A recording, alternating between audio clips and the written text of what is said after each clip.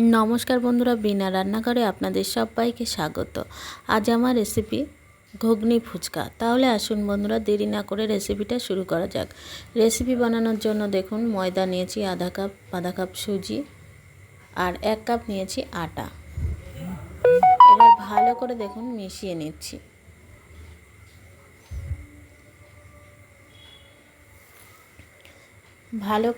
যত ভালো করে এটা মেশানো হবে, ফুচকা কিন্তু ততটাই সুন্দর হবে। এবার অল্প অল্প জল দিয়ে একটা ডো বানিয়ে নেব। বন্ধুরা, এই ডোটা কিন্তু আমি এখানে 20 মিনিট রেস্টে রাখবো। আপনাদের যদি হাতে সময় থাকে, এটা আপনারা আধা ঘন্টাও রাখতে পারেন।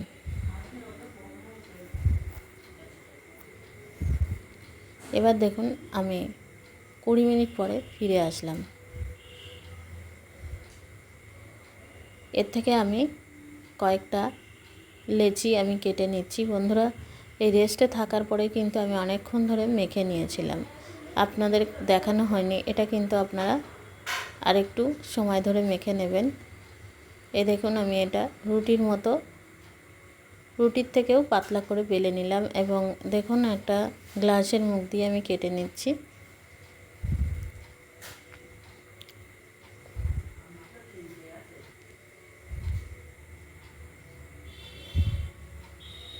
এই যে আমি একটা থালার উপরে তুলে নিচ্ছি।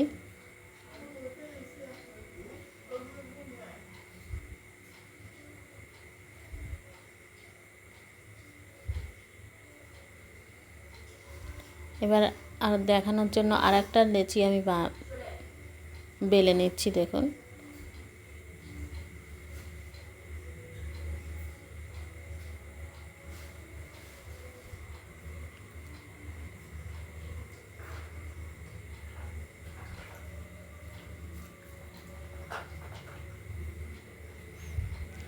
এবার দেখুন কাটার দিয়ে আমি কেটে নিলাম গ্লাসের মুখ দিয়ে।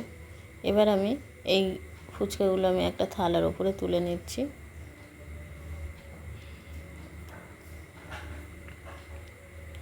এবার চলে যাব গ্যাসের ওভেনটা ধরিয়ে আমি কড়াইটা বসিয়ে দিলাম। এবার দেখুন, আমি এখানে সাদা তেল দিয়ে দিয়েছি।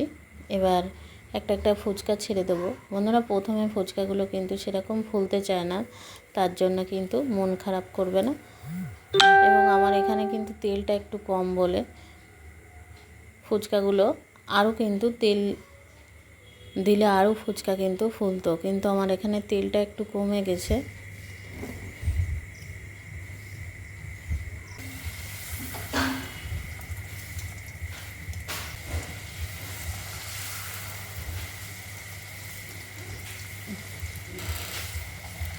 দেখুন, সমস্ত ফুচকাগুলো আমার ফুলে যাচ্ছে।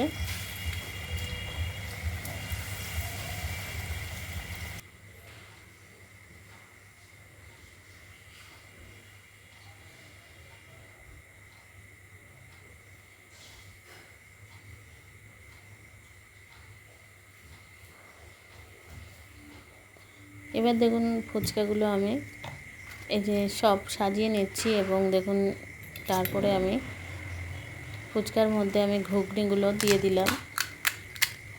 বন্ধুরা, এখানে কিন্তু আলু মাখা দিয়েও আমরা ফুচকা খেয়েছি, আর আজকে খাবো কিন্তু ঘুগনি দিয়ে।